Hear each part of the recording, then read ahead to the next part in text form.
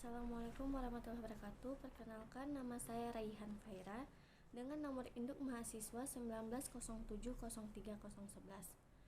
dengan mata kuliah Ekologi Perairan, dosen pengampu Bapak Ilham Zulfahmi.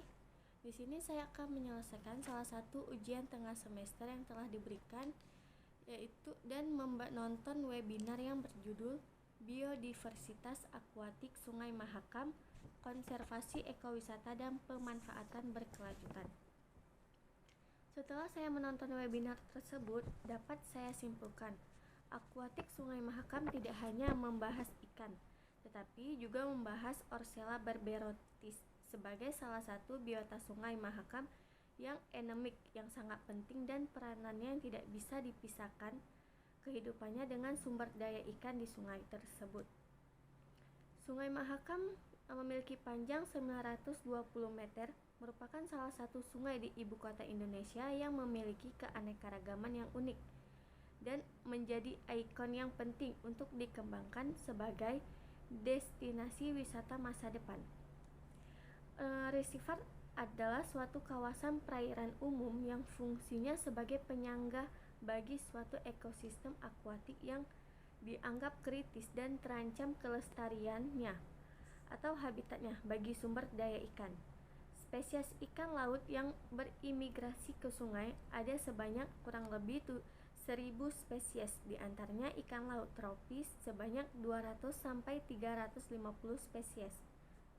Di Sungai Mahakam yang terletak 500 km dan ditemukan dua kelompok komunitas ikan, yaitu ikan sungai dan ikan muara atau laut.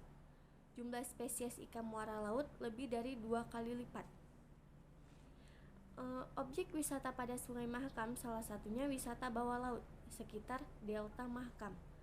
Dalam rangka pengembangan ilmu pengetahuan dan teknologi serta dalam upaya melindungi dan melestarikan sumber daya hayati Sungai Mahakam, maka perlu dilakukan riset biodiversitas Sungai Mahakam, konservasi perairan, dan masih banyak lagi.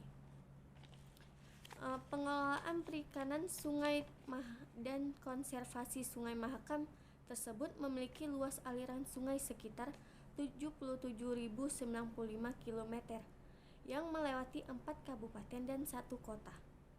Bagian tengah daerah pengalirannya melewati dataran rendah dengan danau-danau berhutan rawa berjumlah lebih dari 100 danau. 3 danau utama, yaitu Danau Semayang, Danau Melintang, dan Danau Jempang. Danau Semayang, Melintang, dan Jempang sangat berperan penting dalam pengendalian banjir yang terjadi pada Sungai Mahakam tersebut.